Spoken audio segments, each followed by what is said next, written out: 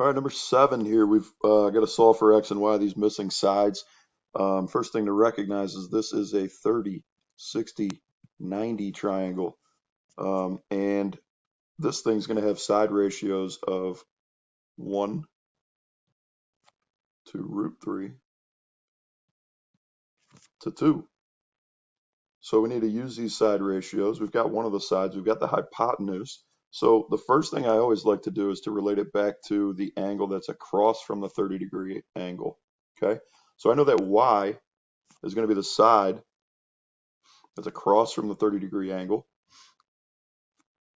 And I know that y is equal to, or I'm sorry, 2 times y. If I take this side right here and I multiply it by 2, I end up with the hypotenuse.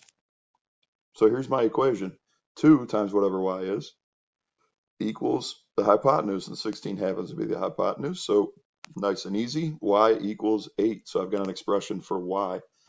I also know that based on these side ratios, that if I take whatever's here and I multiply it by root 3, it'll give me this other side that's opposite the 60-degree angle. So again, one more time, I take whatever my side opposite the 30-degree angle is, which happens to be 8, and I multiply it by root 3, and that gives me the side that's opposite the 60-degree angle, or in other words, this time it's x, and I'm done.